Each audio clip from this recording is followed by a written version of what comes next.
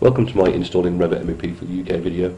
This is designed to help people who would normally just hit OK or next all the way through the install end up with no content or no templates. So going through the first couple of screens here, just checking what you're installing. Check these documents on the left, they're there for you to read. Some interesting information in there. We go through the next pages. Again, license agreement, nobody reads it, please do. It's there for you to read, and who knows, something like in there might take your fancy. So your username, your company name, serial number, product key as given by your reseller goes in there. So here normally people just pick install. What I'd like you to actually go is go to configure, choose between standalone and network. Again, documents on the left to help you. And application preferences, choose your language, choose metric, choose mechanical or electrical, depending on how you want to work as an engineer. In content selection, you'll see here these unticked boxes is actually the content you need by standard. If you don't have this content, you're going to have a lot of trouble working with Revit. And this is where most people go wrong, actually. They just don't install the content.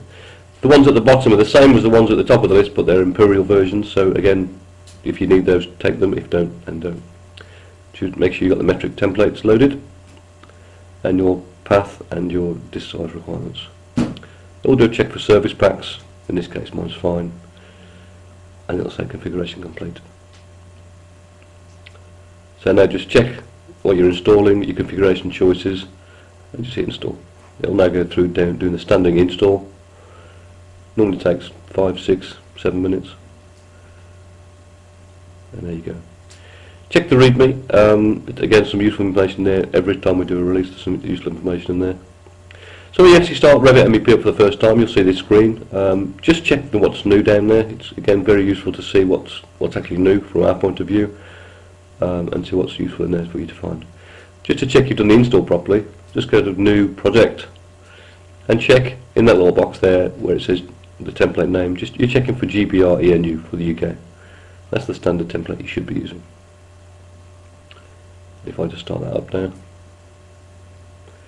Again, when you go through that installation, you choose with your mechanical or electrical by default. This just gives you that mechanical or electrical template in that file as a standard. Okay, so this is my blank template. I'm going to go straight to duct. I'm going to draw a couple of pieces of duct and straight away. If you can do this with yours right now, you've installed it properly.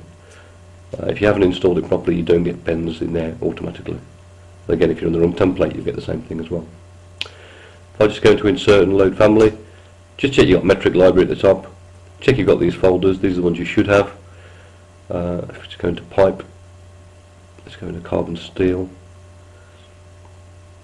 And just make sure you've got all these folders and parts. Again, if you don't have these folders and all these parts, then you need to go and reinstall. You're missing out on something. So that's it. Very quick overview of installing Revit MEP. Thanks very much. I'm Gary Ross at Autodesk.com.